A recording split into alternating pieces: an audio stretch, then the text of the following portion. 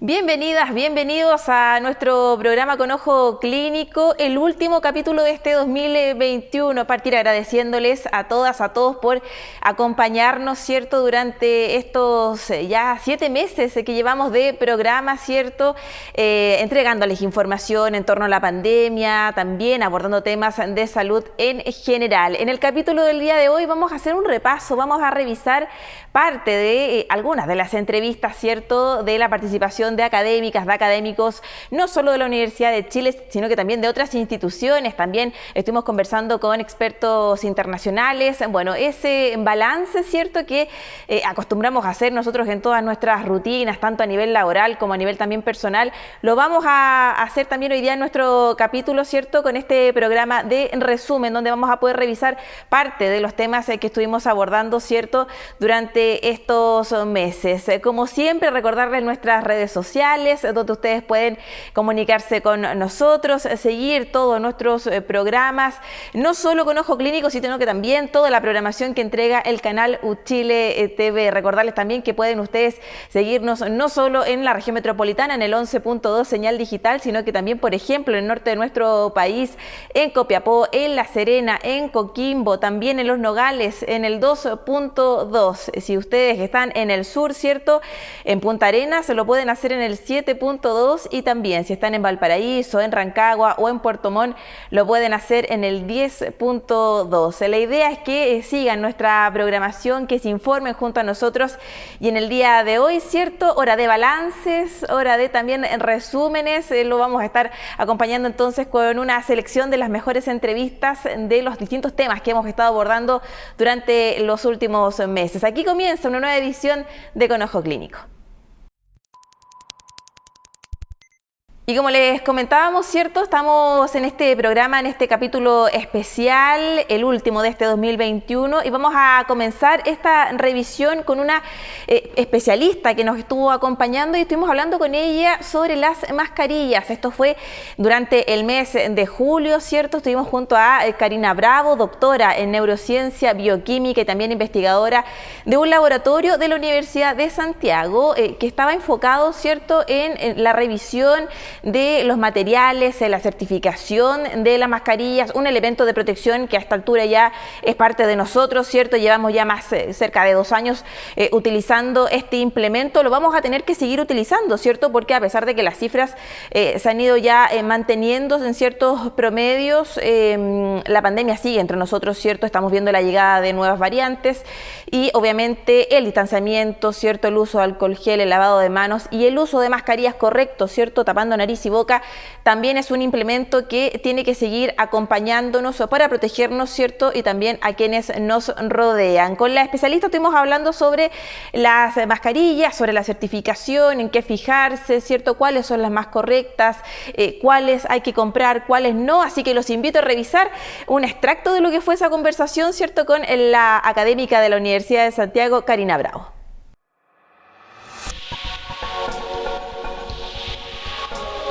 Justamente, Karina, le quería preguntar eso, porque está hablando de las mascarillas quirúrgicas, la KN95, que uno tiende a relacionarla con equipos médicos, algo ya de uso más profesional, pero ¿cuántos tipos de mascarilla pueden llegar a existir y cuáles son sus características?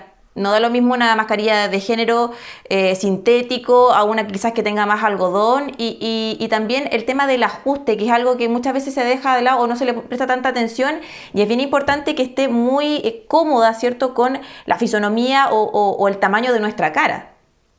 Exactamente, Maritza, eso de hecho uno de los puntos clave que es para la pandemia de SARS-CoV-2, nosotros tenemos que evitar inhalar aerosoles desde otra persona, independiente de esa persona tenga síntomas o no, esté diagnosticada o no, porque eso es lo que nos plantea el desafío de la pandemia, que no sabemos a ciencia cierta si la persona está contagiada o no por la posible ausencia de síntomas. Y de hecho, nosotros, y aquí te lo voy a contar como una historia más general, el ISP en Chile puede hacer un testeo específico solo por mandato del Ministerio de Salud de mascarillas N95. ¿Ya? Y las N95 son uno de los tipos principales de mascarillas que se venden en Chile y ya son consideradas EPP. ¿Qué quiere decir EPP? Elemento de protección personal bajo el reglamento que rige a estos elementos, bajo un decreto, una resolución que está emanada desde el 2010, y son principalmente para usarla en contextos quirúrgicos, como también en contextos de minería. Esta tiene una normativa de certificación donde se prueban aerosoles de pequeños tamaños, pero se aerosoliza cloruro de sodio. Sin embargo, en nuestra conversación con el ISP, con los organismos de la Unión Europea, tanto también de Estados Unidos, que nosotros hemos estado en contacto, una de las maneras de probar la eficiencia para el contexto SARS-CoV-2, que es el desafío que tenemos de ahora proteger a toda la ciudadanía, no solo en estos contextos laborales, es que se ha tomado que la eficiencia de filtración bacteriana es un sistema complementario que nos permite simular lo que realmente pasa en contextos SARS-CoV-2. Y por eso nosotros complementamos esta capacidad que ya existe desde el ISP, que además le hace el registro de entrada a lo que es importación de N95 y aprueba una mascarilla como N95 haciendo un chequeo de cuáles son las certificaciones que entran a Chile. Y nosotros complementamos esa capacidad de probar el nivel quirúrgico y probar el nivel social. Ya el nivel quirúrgico está también para ambientes quirúrgicos, pero también puede ser ocupada para la ciudadanía. Y el nivel social también, ambos principalmente son contextos de poca aglomeración o no, sin aglomeraciones, o contextos de espacios abiertos. Y es ahí donde está el desafío y por qué es tan importante lo que tú decías, Maritza, en torno al ajuste. Por ejemplo, un transporte público, ¿es un ambiente cerrado, es un ambiente abierto? Como eso está en permanente estudio, es muy importante la responsabilidad personal de el ajuste propio al rostro. Ya en esa capacidad nosotros entonces complementamos lo que ya tiene una cierta capacidad el Instituto de Salud Pública, y con esto podemos principalmente testear todo lo que es nivel quirúrgico, nivel social. Y aquí hay otro punto que confunde mucho a la ciudadanía, Maritza, que tiene que ver con lo que me estabas preguntando. Una mascarilla de telas comunes, a decir de otra manera, todas las mascarillas están hechas de tela, tanto las N95 que cumplen de 5 a 7 capas, como las mascarillas quirúrgicas que son clásicamente 3 capas, y las mascarillas sociales también tienen telas comunes que pueden ejercer la misma función. ¿Ya? Ahora, todas esas telas pueden ser de nivel más técnico o menos técnico. Eso tiene que ver con la lógica que sea una mascarilla. Una mascarilla tiene que cumplir con al menos 3 capas, con una capa externa que sea repelente al agua, una capa intermedia que funcione como filtro y una capa interior que tiene que ser amigable al rostro. Ahora, ¿qué tan eficiente es esa combinación de tela? Es lo que nosotros determinamos por la certificación. Por lo tanto, la certificación demuestra que la mascarilla funciona como tal, no es algo accesorio a la mascarilla, sino que demuestra en parámetros si está cumpliendo o no está cumpliendo. Karina, efectivamente la KN95 es la mascarilla más efectiva, la más segura, la que nos protege más. Mucha gente las compra justamente por eso, y también son las que tienen un valor mayor si comparamos con quizás las quirúrgicas, estas como celestitas que uno ve en la calle, o quizás también una de género. ¿Efectivamente la KN95 es la más segura? Mira, eso en Chile es bastante controversial porque nosotros en el laboratorio hemos medido las N95 con esto que se llama la eficiencia de filtración bacteriana, y tenemos valores que van desde el 40% hasta el 99%. Y eso demuestra de que mucho de lo que hay en circulación nacional, lamentablemente tipo N95 o KN95, probablemente es falso, ¿ya? Porque no cumple con lo que te comento, un parámetro mínimo, que es tener, por ejemplo, 3 capas de tela. Entonces, va a ser eficiente si hablamos en mascarilla certificada. El nivel de eficiencia es quirúrgica, obligatoriamente tiene de 95 a 99. Una mascarilla de tipo N95 tiene una eficiencia de filtración de un 92%, y una mascarilla hecha de telas comunes con una certificación social tiene un nivel de 90%. Y por eso que se hace tan importante el ajuste. Y yo en eso quisiera remarcar que como nosotros medimos el ajuste en chileno, nosotros de las 56 certificaciones que llevamos hasta el momento, 28 son pequeños emprendedores que han hecho mascarillas con telas comunes que pueden alcanzar inclusive el nivel quirúrgico. ¿Ya?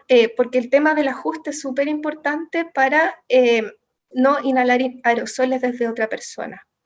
Ahora, en torno, eso es a mascarilla N95 que tú me preguntabas. En torno a mascarillas quirúrgicas, nosotros lo que hemos medido por resultados previos es que van por comercio informal desde un 17 a un 99%. y por comercio formal van desde un 20 a un 99%. Por lo tanto, también por comercio informal o informal hemos encontrado mucho material que es falso. Lamentablemente, si tú te fijas, muchas certificaciones son como generales y eso no está cumpliendo ningún tipo de normativa, sea de origen asiático, sea de origen europeo, sea de origen estadounidense. Probablemente ese material es altamente falso. Lamentablemente, por comercio formal e informal podemos encontrar tan buenas mascarillas como malas mascarillas. Karina, nuestros televidentes deben estar haciéndose esta misma pregunta. ¿Cómo sé yo que una mascarilla es la correcta? ¿En qué tengo que fijarme? Ya lo esbozabas tú, bueno, que tenga 3 capas, pero ¿cómo sé yo que tenga 3 capas? ¿Pido que esté certificada? ¿La tengo que comprar en algún lugar establecido? ¿De qué manera yo como usuario, como consumidor, puedo cerciorarme de que la mascarilla que voy a comprar es la correcta? Independiente de dónde venga la normativa de certificación que te nombras, estos 3 grandes grupos que son Estados Unidos, la Unión Europea o Asia, o con también lo que es de elaboración nacional, que es certificado principalmente por LICTEX de la Universidad de Santiago, siempre toda la mascarilla que está certificada tiene que ser certificada y trazable. Entonces yo tengo que revisar un código de certificación o verificación del producto, que es esto, clave de letras y números.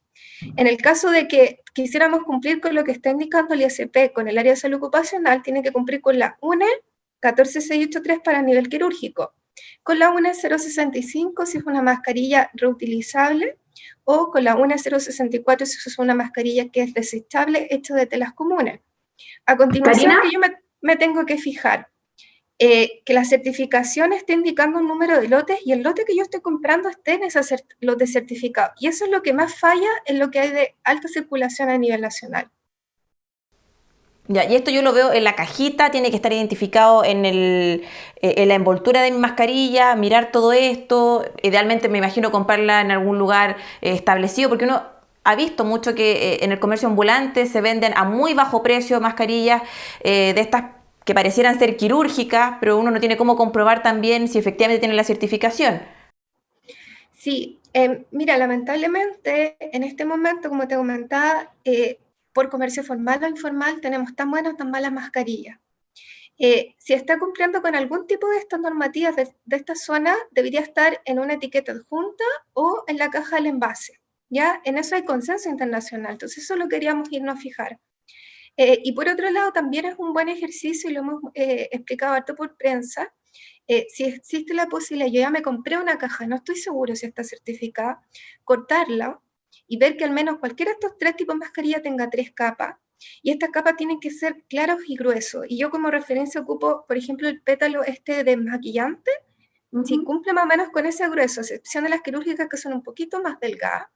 Eso nos puede dar una idea de que son capas que efectivamente van a cumplir una eficiencia de filtración. Nosotros hemos medido de 70 hacia arriba. Si yo también tengo la duda de la certificación de mascarilla, es una muy buena idea ocupar doble mascarilla en ese contexto, siempre haciendo mucho énfasis en el ajuste.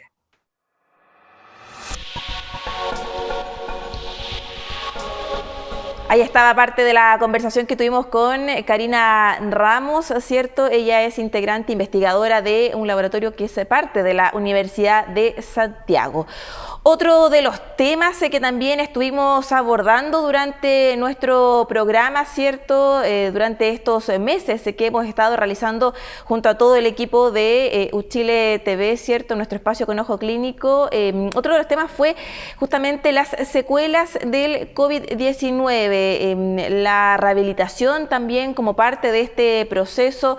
¿Qué pasa en nuestro cuerpo cuando lamentablemente sufrimos de esta enfermedad, ¿cierto? Pero de manera más grave, cuando estamos internados, cuando terminamos, ¿cierto?, en una unidad de cuidados intensivos, incluso también conectados a ventilación mecánica. Estuvimos conversando con Rodrigo Torres, profesor asistente del Departamento de Kinesiología de la Universidad de Chile, y con el académico estuvimos, ¿cierto?, revisando los efectos, las secuelas, las consecuencias de la pandemia del COVID-19 en los pacientes y puntualmente también el proceso de rehabilitación. Lo importante, ¿cierto?, es de poder contar contar con un seguimiento. Hay secuelas físicas, secuelas en nuestro sistema respiratorio, también a nivel neuronal, ¿cierto? A nivel también cognitivo, es parte de lo que hablamos con él, y los invito a revisar parte de lo que fue esta entrevista, esta conversación con el académico del Departamento de Kinesiología de la Universidad de Chile, Rodrigo Torres.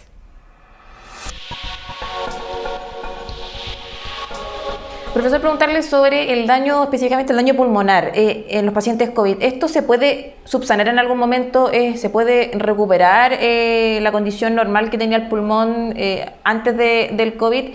Y también preguntarle por este COVID prolongado que se llama, ¿no?, el long COVID. ¿Hasta cuándo podría extenderse? O sea, ¿tiene una duración, un final, o es algo que no sabemos?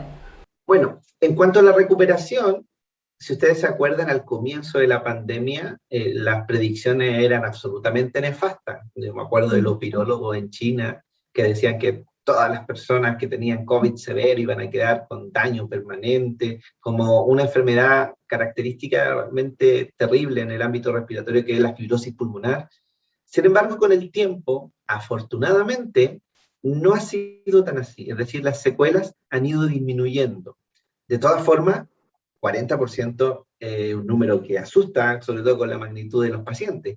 Pero, por suerte, han ido disminuyendo las secuelas en los seguimientos de los diferentes países, sobre todo en China y en Europa, donde comenzó primero. Se ha visto que ha ido disminuyendo paulatinamente. Sin embargo, igual hay un porcentaje que va a quedar con un rango importante de secuelas. Hay una estrategia y una forma de disminuirla, y esa es la rehabilitación, ¿ya? Y la rehabilitación, tanto cardiorrespiratoria como rehabilitación funcional o física, por suerte en Chile está bien avanzado. Está bien avanzado no tanto en la implementación, sino que en que hay recursos humanos muy expertos en realizar este tipo de intervenciones, porque han aprendido a lo largo de los años con las enfermedades respiratorias que tenemos en una gran prevalencia en nuestro país. Así que la rehabilitación, principalmente respiratoria, tiene una función en disminuir las secuelas y mejorarlas, sobre todo las que afectan, las que tienen que ver con la sintomatología de las personas, es decir, la fatiga, la dificultad de respirar, ese tipo de cosas, ¿ya? Y el long COVID, bueno, todavía no se sabe cuánto va a durar. Se ha visto que ha ido disminuyendo, pero vamos a tener que esperar varios años para tener la respuesta concreta a esta pregunta. Lo que sí se sabe que las personas que han tenido una enfermedad grave en la UCI y que han estado con estas enfermedades casi fatales, ¿cierto?, a punto de morir, y luego se han ido de alta, pueden estar hasta 5 años con secuelas. Va a haber que esperar esos 5 años para saber si el COVID va a tener un comportamiento similar. Probablemente sí, porque también, si ustedes se acuerdan, hace varios años hubo otras pandemias como el SARS o el MERS, que obviamente fueron muy bien controladas, que también generaron secuelas hasta 5 años posteriores. Sin duda esta es una enfermedad que está bien en desarrollo, profesor. Preguntarle por otras secuelas, si es que se han identificado, porque estamos hablando del tema pulmonar, respiratorio, esta fatiga, este cansancio permanente, ¿cierto?, que sienten muchos pacientes después de haber estado con COVID. Pero hay otras secuelas, quizás a nivel neurológico, a nivel físico, problemas para caminar, para movilizarse, y eso también me imagino que tiene que ir de la mano con apoyo psicológico, ¿no?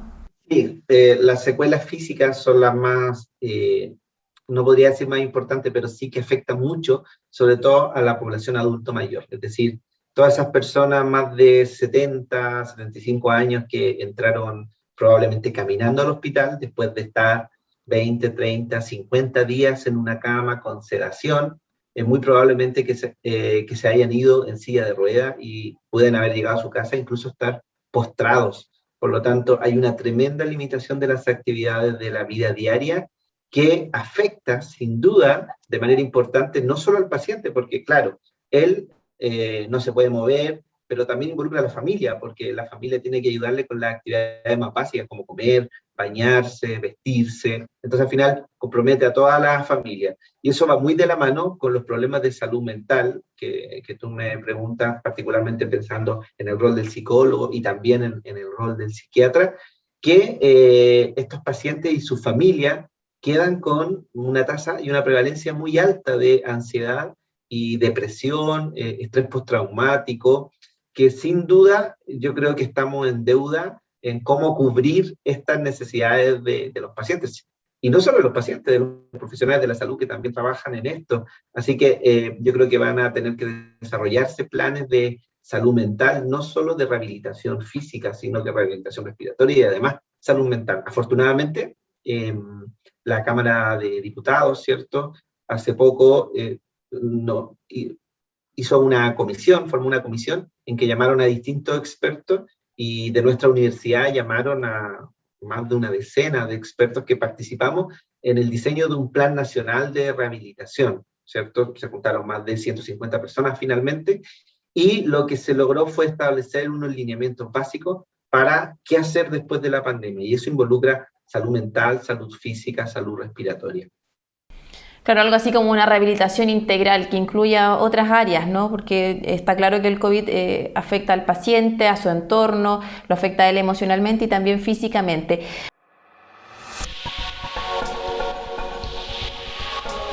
Estamos a fines de año, ¿cierto? Estamos ya viviendo la última semana de diciembre y al igual que las recomendaciones que hemos entregado durante este mes por las celebraciones, ¿cierto? Tanto la Navidad que ya vivimos como ahora las celebraciones de Año Nuevo, también durante el mes de septiembre estuvimos entregando recomendaciones en cuanto a las fiestas patrias, ¿cierto? Evitar las aglomeraciones, ¿cierto? A usar mascarilla, lavado constante de manos, el proceso de vacunación, ocupar también esa estrategia es muy, muy importante, sobre todo hoy día que estamos frente a una nueva variante como Omicron. Bueno, vamos a septiembre, ¿cierto? Estábamos hablando de las fiestas patrias y ahí nos acompañó la ex ministra de Salud del gobierno de la presidenta Michelle Bachelet, académica de la Universidad de Chile, Soledad Barría, con quien estuvimos abordando, ¿cierto? Un programa especial en torno a las fiestas patrias, a los cuidados que había que tener, pero también a la forma de comunicar, ¿cierto? Los efectos de la pandemia durante ya los varios meses que hemos estado, ¿cierto? En este cambio de rutinas, con esta enfermedad que llegó, ¿cierto? Nos sorprendió a todos durante enero del 2020, que ya han transcurrido varios meses, hemos pasado por varias etapas de esta pandemia y la académica, ¿cierto? Ahí hablaba de la importancia de realizar campañas de mayor concientización, la comunicación de riesgos, ¿cierto? Explicar en el momento exacto en el que estamos, cuáles son los pasos a seguir, la importancia de las distintas estrategias, como por ejemplo la vacunación. Revisamos lo que nos comentaba en nuestro programa la académica de la Universidad de Chile, Soledad Barría.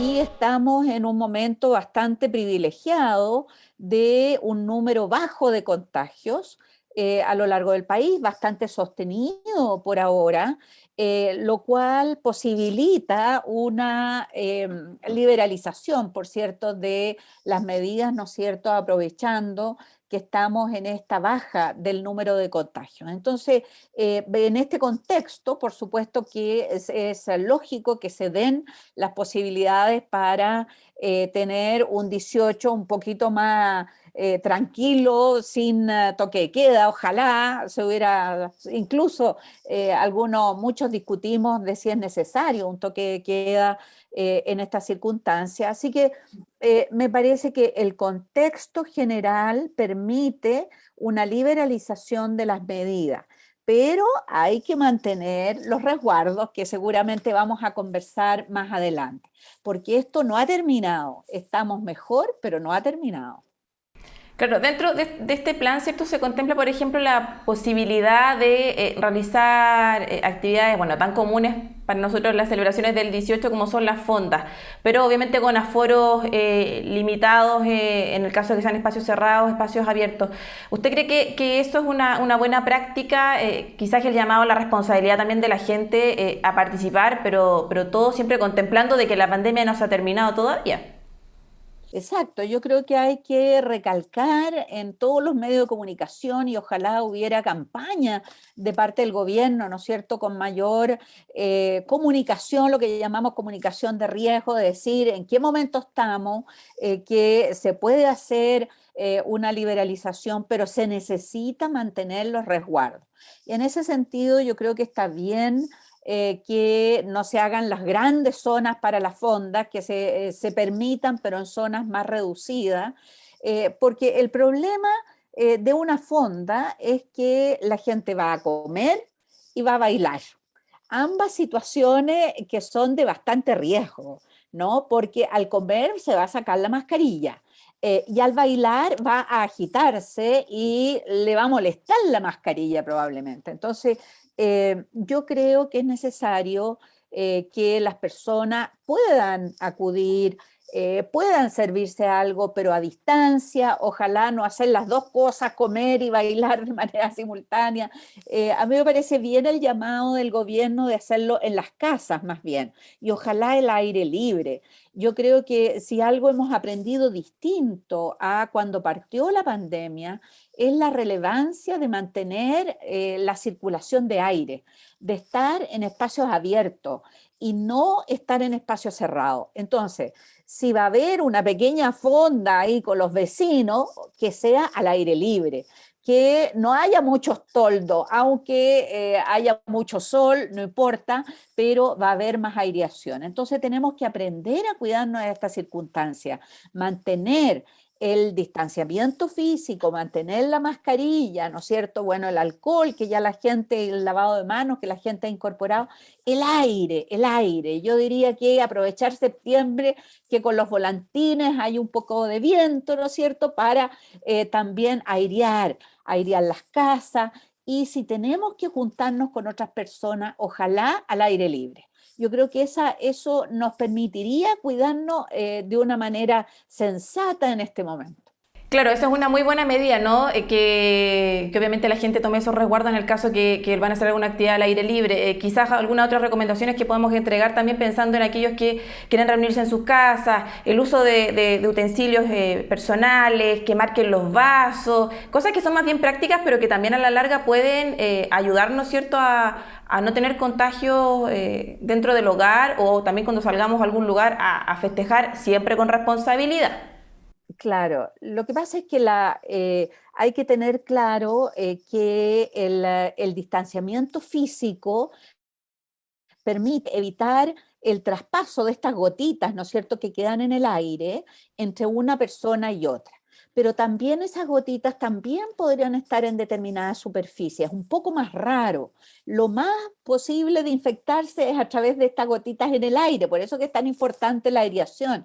Recuerden que al comienzo hacíamos mucha cosa respecto a la limpieza de todos los espacios, y se ha visto que eso es menos relevante. Sin embargo, cuando vamos a servirnos algo por ejemplo, en un vaso, y lo puede haber tomado otra persona, eso sí es un elemento de mayor riesgo. Así que es mejor marcar efectivamente el vaso. Ojalá haya platos individuales y no estos platos en que yo me sirvo y tú te sirves, digamos, de una manera conjunta. Entonces, evitar eso.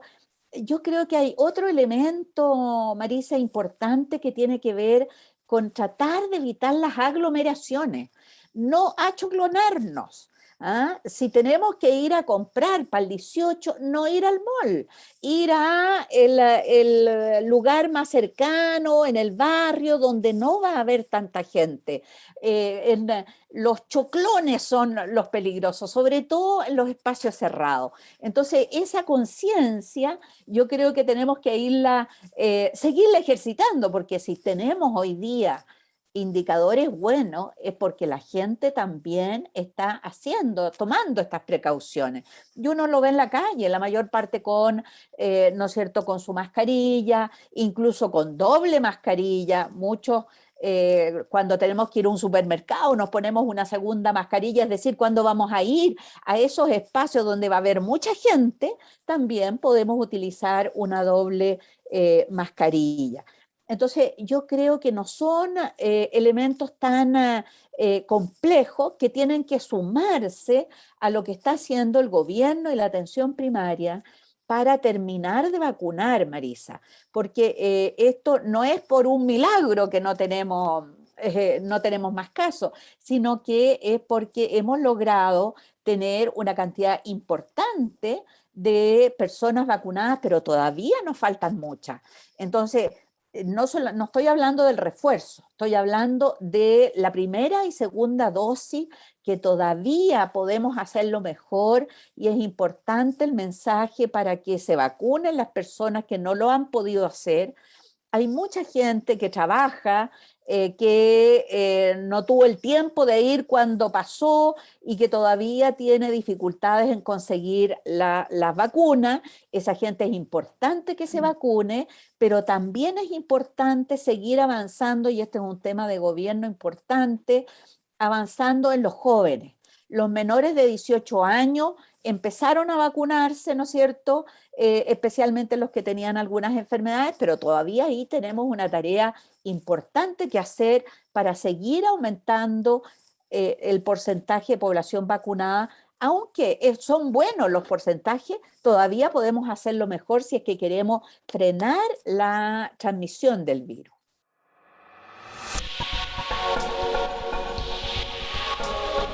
Sin duda han sido muchas las entrevistas que hemos tenido en nuestro programa. Ahí escuchábamos, ¿cierto?, a la ex ministra de Salud del gobierno de la presidenta Michelle Bachelet, Soledad Barría, quien nos ha estado acompañando no solo en uno, sino que en varios capítulos de nuestro programa durante esta temporada 2021. Los queremos invitar a hacer una breve pausa acá en nuestro programa Con Ojo Clínico. A la vuelta tenemos más entrevistas, más balances, ¿cierto?, las mejores declaraciones que hemos tenido también, los mejores datos que hemos entregado durante todo este año en este espacio, así que usted no se separe, que ya volvemos. Y estamos de vuelta en nuestro capítulo especial de Con Ojo Clínico para seguir revisando parte de las entrevistas que hemos tenido, ¿cierto?, las conversaciones, los contenidos que le hemos estado entregando durante todos estos meses. Los quiero invitar ahora a que revisemos parte de la conversación que tuvimos con Marcela Ferrer, académica de la Facultad de Ciencias Sociales de la Universidad de Chile, con quien analizamos los efectos en el proceso educativo, en los escolares, en los estudiantes, en la importancia, ¿cierto?, de seguir con estas prácticas, pero también cómo la teleeducación ha sido importante, ha tenido efectos importantes en los escolares. Revisemos lo que nos comentó Marcela Ferrer.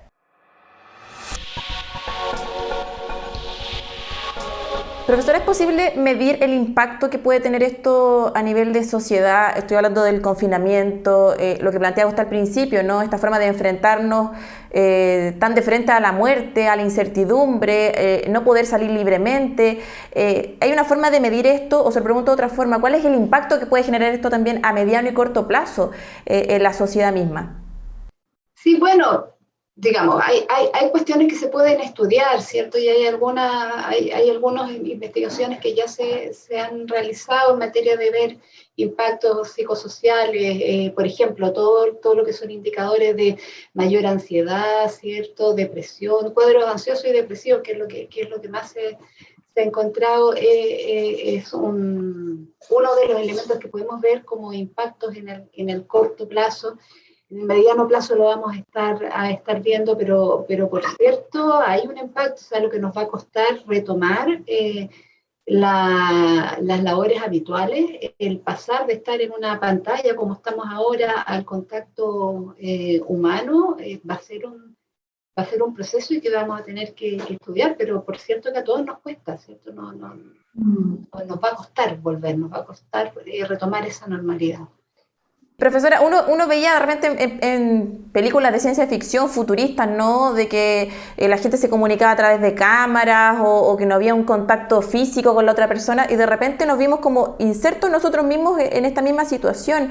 El uso de las videollamadas, el hecho de no poder reunirse con cierta cantidad de gente, sino que con aforo, las llamadas burbujas, que también se han estado replicando en Europa y también en nuestro país. ¿Será quizás esta la nueva forma de relacionarnos que vamos a tener? ¿Llegó para quedarse, dicen algunos, que esta nueva forma de vivir, todos estos cambios, cree usted?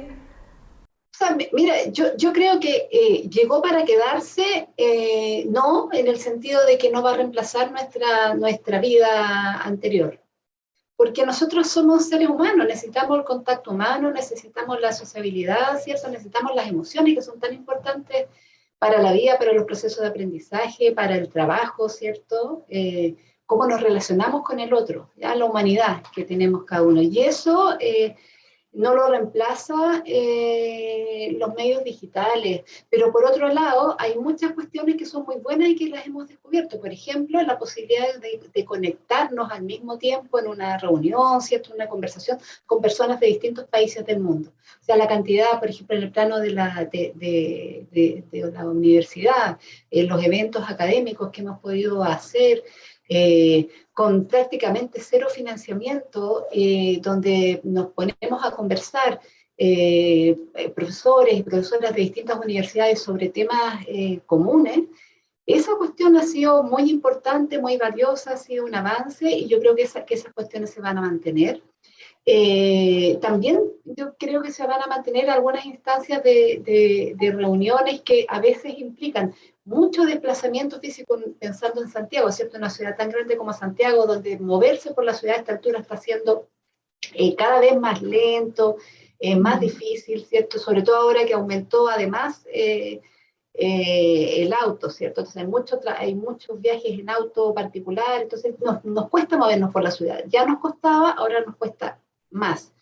Entonces, hay ciertas instancias que se van a poder hacer por medios virtuales y que por cierto simplifican la vida, permiten utilizar mejor el tiempo y logran el objetivo que se buscaba. No todo, pero hay varias actividades que se pueden hacer en la virtualidad y yo creo que esas cuestiones se van a quedar. Pero reemplazar la existencia que teníamos anteriormente, el contacto humano, el cara a cara, las relaciones de confianza que se construyen, que son tan importantes para la vida social, con los vecinos, en el trabajo, en todo ámbito, no, yo pienso que no se van a reemplazar. Una parte que es funcional sí, pero no todo, la forma en que nos relacionamos. Estaba también pensando, profesora, en quienes a raíz de esta misma pandemia lo están viendo ahora o decidieron de frentón salir de la ciudad, retomar una vida más natural. Ahí se ha visto, ¿cierto? Hay estudios y muchas personas que han decidido salir de las ciudades, no solo en nuestro país, sino que también se ha replicado en Europa, en otros países, ¿cierto? Que deciden tomar todo y ubicarse en el campo, en una región.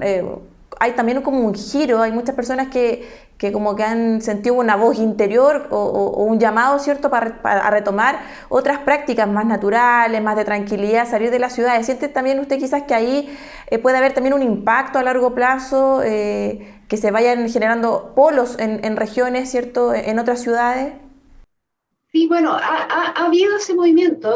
Mucha gente, yo no conozco ninguna estimación de cuántos traslados se han motivado por efectos de la pandemia, pero sí sabemos, y uno lo ve, ¿cierto?, por conocido y por historias que va conociendo de gente que decidió cambiar su vida, ¿cierto?, trabajar a distancia y salir de Santiago, lo que es muy bueno, uno diría es un efecto positivo de la pandemia, porque nos puede ayudar también a desconcentrar, ¿cierto? Y a tener una distribución más equilibrada en nuestro territorio nacional extenso y las regiones, por cierto, necesitan además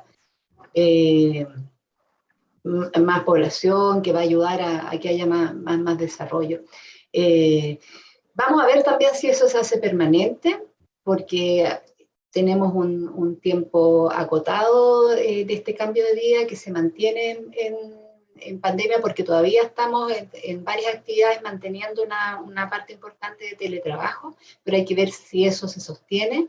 Y también ver qué pasa con los servicios que se ofrecen en regiones acorde a nuevos asentamientos, ¿cierto? O crecimiento de los asentamientos poblacionales. Una cuestión que vamos a ver, pero ojalá que ayudara a la desconcentración y una distribución más equitativa de la población por el territorio y un mayor desarrollo de las regiones sería muy bueno.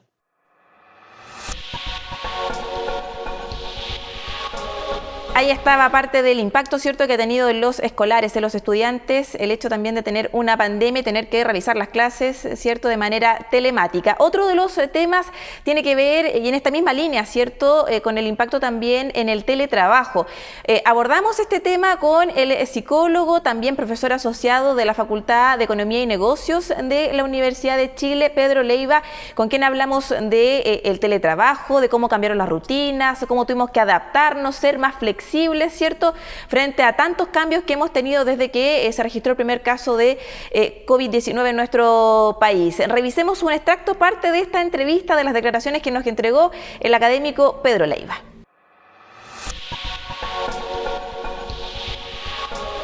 Profesor, y en cuanto a esto, las organizaciones, las instituciones, las empresas han estado a la altura. Estoy pensando en los protocolos, en los reglamentos, porque da la sensación, y a muchos les pasó, que viene la pandemia y el empleador dijo, bueno, váyanse a la casa, vamos a ver qué pasa, pero no a todos les han brindado las facilidades, el tema del internet, lo que hablábamos recién, qué pasa cuando está el papá, la mamá, los hijos, el uso de computadores. ¿Han estado a la altura las empresas de entregar estas herramientas, de dar estas facilidades para que se pueda seguir haciendo el trabajo desde el hogar? Bueno, dado a la sospecha de que podría ser, podría pasar se podría responsabilizar a los trabajadores respecto de la implementación del teletrabajo en sus casas, es que se aceleró en el Congreso la promulgación de la ley del teletrabajo. Ya está promulgada una ley de trabajo a distancia, pero no específicamente el teletrabajo a través de plataformas de sistemas de información y comunicación y videoconferencia. Y ahí se estableció que las empresas privadas, o sea, aquellas que se rigen por el Código del Trabajo, están obligadas a que sus trabajadores firmen un anexo de contrato en el cual aceptan el desarrollo del teletrabajo, pero se establece el derecho a la renuncia unilateral. O sea, si hay un trabajador que no puede hacer teletrabajo o no quiere hacer teletrabajo, tiene el derecho a renunciar a esta modalidad de trabajo y tendría que la empresa ofrecer las condiciones para que desarrolle trabajo presencial, y aquí está el problema, en los periodos de fase 2 en adelante. ¿Ya? Ahora que tenemos el plan paso a paso, en esa época no teníamos el plan paso a paso, era cuarentena o nada, ¿ya? Entonces, y estábamos en periodo de cuarentena, entonces era muy difícil. Y lo otro que se estableció es que ¿cómo se llama? Se tiene que establecer un registro de las horas de trabajo de las personas, cosa que no se sobrepasen las 44 horas a la semana. ¿Ya? No se estableció la flexibilización de estas horas, así que la ley no consideró estos elementos que habíamos estado conversando, y que se tiene que hacer cargo la empresa de los costos y de la seguridad. ¿Ya? Y ese ha sido un tema muy complicado porque los espacios en que estamos las personas trabajando no están diseñados para trabajar, para desarrollar teletrabajo. Entonces hay personas que tienen los cables colgando, hay personas que tienen los cables en el suelo, tú te paras a servirte un café y se te cae, o sea, te puedes tropezar, las sillas no son adecuadas. Las grandes empresas en general han implementado estrategias, pero ha sido muy difícil. Ahora, el problema de la ley es que no considera la desigualdad que hay entre el empleador y el trabajador respecto de la aceptación de estas condiciones. Si yo no firmo el anexo de teletrabajo, ¿qué va a pasar con mi puesto? O sea, ¿qué va a pasar conmigo? ¿Me van a despedir? ¿Me van a suspender el contrato? ¿Ya van a reestructurar la organización por necesidades de la empresa, dado la disminución en las ventas? ¿Y quién sale primero? Salgo yo. Entonces los trabajadores nos vemos obligados, por temor a perder nuestro empleo, a aceptar la modalidad de teletrabajo. Y demandar a la empresa, olvídalo. O sea, si tú demandas a la empresa, no solo pierdes el trabajo, sino que en muchas empresas tienen la mala práctica de intercambiar información respecto de demandas laborales, entonces las personas se quedan sin conseguir trabajo.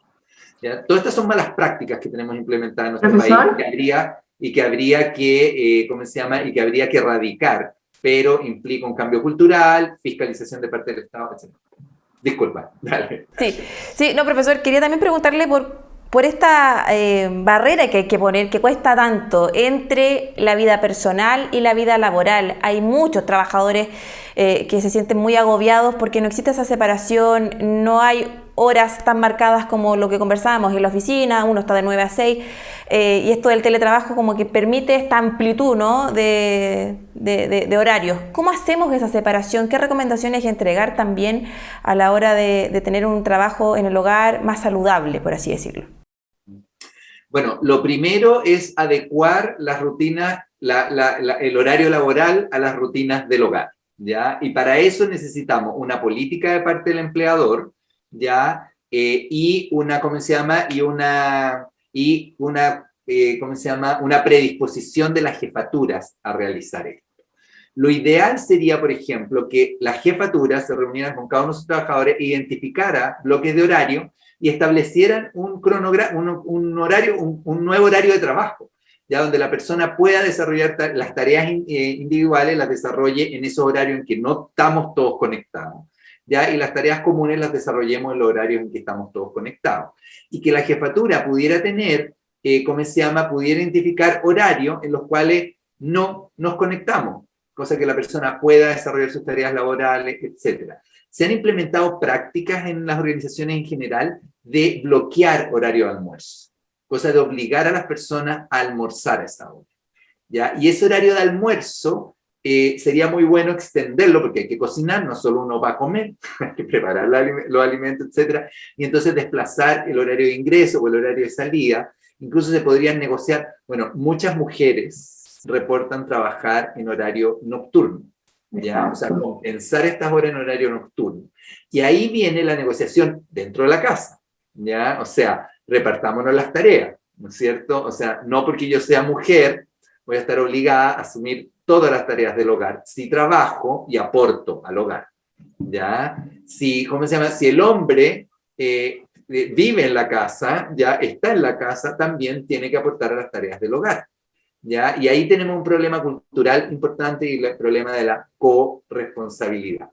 Volviendo al trabajo, es importante que las personas informemos a nuestra jefatura. Muchas veces pensamos ya que nuestras jefaturas son poco flexibles, pero ellos también están viviendo el mismo problema, ¿ya? Ahora, ellos lo están viviendo con su jefatura, ¿ok? Entonces, claro, si no hay una política de la organización, entonces lo que empieza a suceder es que, claro, desde el nivel jerárquico superior, no hay respeto no hay una predisposición a flexibilizar las horas de trabajo y respetar los horarios de trabajo, o sea, los horarios de las rutinas domésticas del hogar, y entonces esto se traspasa a los subordinados, ¿ya? Pero en general, las empresas que... Aquí puedo hablar de las empresas porque es con las que he estado en contacto, ¿no es cierto? Las empresas que tienen gerencias de recursos humanos preocupadas por la salud de sus trabajadores, que ha sido, ¿cómo se llama? Sorpresivamente ha sido un buen porcentaje, o sea, no se ha habido un buen porcentaje. Dentro de las empresas que tienen gerencia de recursos humanos, el tema siempre ha sido la salud y la empatía, ¿ya? Y las gerencias, ¿cómo se llama? El equipo gerencial, no ha escuchado, le ha pedido a recursos humanos que se haga cargo y ha seguido las recomendaciones del área de gestión de recursos humanos. Entonces yo tendría a pensar, las empresas medianas y pequeñas tienen otro tipo de cultura, no tienen áreas de gestión de recursos humanos y además están viviendo el estrés del bajo nivel de ingresos que está teniendo. Las empresas grandes tienen un colchón, las empresas grandes tienen inversiones que pueden... Entonces, se hace menos estresante el tema de la disminución ¿cómo se llama?, de ingresos, ¿ya? Pero en las empresas medianas y pequeñas también tenemos adicionalmente el problema del estrés que provoca ¿cómo se llama?, la reducción de la actividad económica, ¿ya? Y la disminución de los ingresos. Así es, profesor. Lo quiero invitar ahora a responder una consulta del público respecto a este tema. Mire. Hola, mi nombre es Lizzy Vidal y vivo en la comuna de Ñuñoa. Mi pregunta el día de hoy es ¿cómo se puede hacer para respetar los horarios laborales en el contexto del teletrabajo? Gracias. Justamente estamos hablando de esto mismo, profesor. Lizzy nos consulta cómo lograr que se respeten los horarios laborales, cómo ponemos los límites en nuestro día a día. Bueno, la ley establece horas de desconexión y respeto por el horario de trabajo. Así que estamos protegidos por la ley. Todos los que estamos bajo el código de la regulación de la legislación laboral. Esto no incluye las instituciones públicas, ya, que no están reguladas por el código laboral, ya, pero sí están regulados por ¿cómo se llama?, la disposición de las buenas prácticas que se estableció, que se han planteado desde los gobiernos, ¿ya? Entonces, estamos protegidos por ley, y aquí lo importante es que la empresa, la organización, se ajuste a la ley y defina políticas para ello. Ahora, si usted está en una empresa donde no hay un ajuste de políticas a la ley, es importante negociar con su supervisor, ¿ya? Y aquí pueden haber dos posturas. Una es respetar el horario de trabajo presencial en modalidad de teletrabajo, pero como yo te explicaba, como estaba explicando, es importante que, que tengamos cierta flexibilidad y cumplamos la cantidad de horas en otro tipo de horas, cosa de ajustarlo a la rutina de la vida familiar. Si no, estamos teniendo perjuicio en la calidad de vida familiar y personal. Y eso tiene efectos sobre la productividad que tenemos. Entonces, aquí es importante negociar con la jefatura. Y aquí está la pillerina. Si yo trabajo a esta hora, puedo trabajar mucho más eficientemente que a la hora que usted me está pidiendo. Deme permiso para trabajar a esta hora. Ahí hay que negociar. Ya que lo que quiere es productividad. También quiere que usted tenga una buena salud. Pero póngalo desde esa perspectiva. ¿Ya? Para mí, los horarios más productivos son antes de cierta hora, después de cierta hora. Mi pareja, mi marido, mi señora trabaja, también tiene que trabajar a esta hora, entonces no tengo conexión, o si usted se da cuenta, las reuniones, está hablando ella por el otro lado, entonces podríamos fijar las reuniones en otro horario. ¿Ya? Ahora, lo importante son las horas de trabajo y el respeto de las horas de conexión. Después de cierta hora, no debería usted recibir email, no debería recibir WhatsApp. Entonces, aquí también hay que negociar la programación de los horarios de los emails. Google tiene la funcionalidad, bueno, la mayoría de las plataformas, de programar la hora de envío de email. Así que esa debería ser una práctica total. Después de las 6:30 de la tarde o 6 de la tarde, cuando se han acordado el término del horario de trabajo, usted debería programar todos los emails para que lleguen al otro día, al inicio de la jornada o el horario que hemos acordado que empezamos a trabajar, todos al mismo tiempo.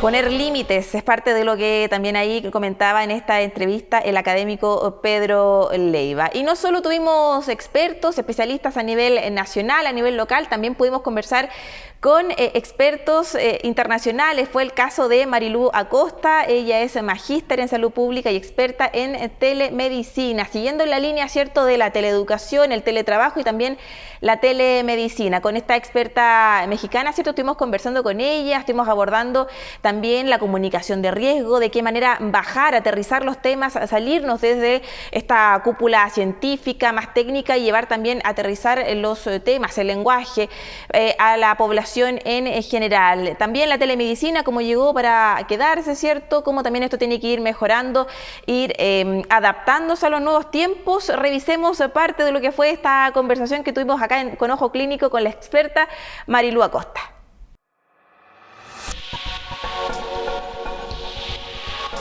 Preguntarle también por cómo está Latinoamérica en particular, en base a su experiencia, ¿cierto? ¿Cómo estamos nosotros en cuanto al desarrollo científico, mirando, ¿cierto?, países como Estados Unidos, mirando también Europa? ¿Cuál es la relación? ¿Vamos bien encaminados? ¿Qué nos falta? Bueno, la verdad es que sí, efectivamente, no solamente es ver nuestro presente, ¿no?, la pandemia que estamos viendo ahorita por SARS-CoV-2, sino que también, pues, las pandemias son una historia cíclica en la humanidad, ¿no? Y esa es la razón por la cual desde hace varios años hemos estado preparándonos a nivel internacional justo para poder hacer frente a una pandemia de esta magnitud. Y ahora, bueno, pues claramente no va a dejar de suceder, ¿no? La región de América Latina es muy interesante porque es muy ecléctica, es muy heterogénea. Y eso me parece que, si bien es un reto gigantesco, también tiene una riqueza enorme. Si sabemos explotar y si sabemos entender la necesidad de la flexibilidad, la necesidad de el estar constantemente analizando lo que funciona y lo que no funciona, vamos a poder tener un desarrollo tecnológico no solamente enfocado a una población bastante homogénea, como podrían ser otros países u otras regiones del mundo, sino con regiones de ciudades muy desarrolladas, pero al mismo tiempo de regiones rurales, donde no necesariamente hay tantos, por ejemplo, acceso a Internet o tantos celulares inteligentes o tablets o computadoras. Entonces vamos a tener que hacer uso de muchísima imaginación, de muchísimo diseño, de muchísima pensar cómo poder resolver una zona tan heterogénea. Y me parece que esa es, si bien un reto, es una gran riqueza de la región. Hay muchísimas cosas que han salido muy interesantes a partir de la pandemia en América Latina y bueno, pues hay que seguir apoyando y desarrollando y sobre todo creer que sí podemos, que sí podemos aportar una solución que no solamente sea para América Latina, sino que también se pueda aportar y que pueda funcionar en otras partes del mundo. Eso es lo que esperamos todos, ¿cierto? De que se unen los esfuerzos. Parte de lo que hemos vivido también con la pandemia, hemos visto, ¿cierto?, en menos de 2 años cómo surgen vacunas, ¿cierto? Incluso ahora se habla de un fármaco que podría también contribuir, pero hay quienes plantean que esto ha sido muy corto tiempo, hay cierta desconfianza de la población. ¿Qué podríamos decirles también a quienes están siguiendo este programa sobre este punto en particular, sobre el avance científico que en esta ocasión también ha sido bien rápido? Bueno, tienen razón, es muy corto el tiempo y tienen razón que hay muchas cosas que desconocemos porque no ha pasado el tiempo suficiente. Sin embargo, hay mucha información y hay mucho desarrollo detrás de estas vacunas que salieron. No es la tecnología la que tiene una gran componente de novedad, o sea, es una tecnología que ya llevaban bastantes años trabajando y desarrollando. Lo que es novedad es la aplicación masiva. Esa parte no la habíamos tenido, ¿no? Esa aplicación masiva, pues claramente va a tener resultados, los cuales no conocemos por la simple y sencilla razón de que no ha pasado suficiente tiempo. No llevamos ni siquiera un año falta poquitito, pero todavía no hemos cumplido un año de hacer esta aplicación a nivel grueso de la población, ¿no? Entonces, sí, efectivamente, falta tiempo para ver todas las consecuencias a corto, mediano y largo plazo, pero la tecnología como tal de las vacunas que se están aplicando hoy no es una tecnología que surgió el año pasado, es una tecnología que venía ya desde hace tiempo poniéndose en marcha, haciéndose experimentación y bueno, pues fue el momento perfecto para poder desarrollar opciones de vacunas y también poder desarrollar opciones de antivirales, porque una de las cosas que nos llegó bastante de sorpresa, porque cuando nos estábamos preparando para una pandemia, estábamos esperando la influenza, la cual ya tiene una vacuna probada, ¿no? Y ya tiene un antiviral probado, ¿no? Entonces, estábamos como observando eso y simplemente diciendo, cuando salga la nueva variante, pues habrá modificaciones leves. Pues no, vino por un coronavirus, el cual no tiene un antiviral que funcione y no tiene una vacuna que funcione. Entonces, todo fue un paquete de novedad, pero no la tecnología. La tecnología ya se venía trabajando desde antes y simple y sencillamente se acotó y se arregló para COVID-19. Quizás desde el mundo científico se podría también explicar quizás más bien simple, ¿cierto? En un lenguaje que puedan entender todas las poblaciones, esto que usted me está señalando ahora, ¿cierto? Porque de repente hay mucha desconfianza porque no se manejan ciertos conceptos o la gente dice, llegó la vacuna en menos de 2 años, qué raro esto. Y claro, usted lo está planteando así, hay una investigación de largos años, el mismo coronavirus es algo también que ha estado por muchos años junto a nosotros, son distintos los tipos de coronavirus, etcétera. Quizás ¿podría ser, cree usted, una solución hablar más en simple a la población, generar campañas comunicacionales? ¿Podría también ser un aporte desde esa mirada? Yo creo que uno de los grandes aprendizajes que nos deja la pandemia, que nos deja COVID-19 es la falta de una adecuada narrativa y de adecuadas voces para poder contar la historia de la pandemia.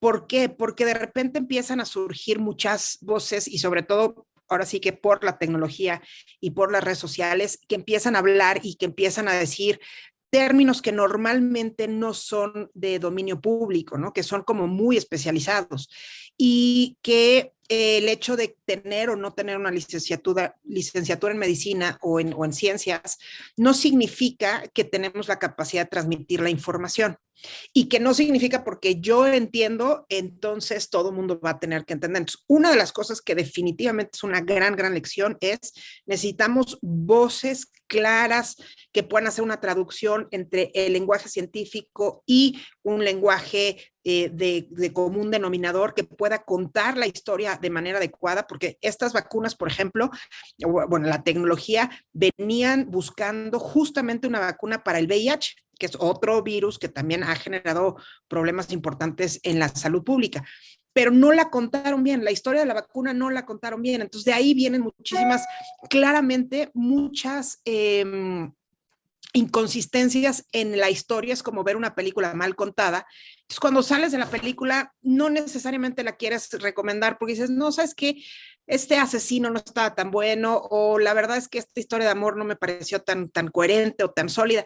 Y eso sí es una de las cosas que claramente ha faltado en esta pandemia, y es contar bien la historia de por qué el distanciamiento social, por qué el uso de máscaras faciales, por qué la vacuna, cómo, todo ese tipo de cosas. Sí, definitivamente hemos tenido demasiadas voces y no necesariamente voces que saben contar historias y que pueden hacer la traducción entre lo científico y lo que la población general puede entender, porque no tendríamos por qué saber como población general todos los detalles de cada una de las ramas de la ciencia, ¿no? Como en este caso sería la medicina.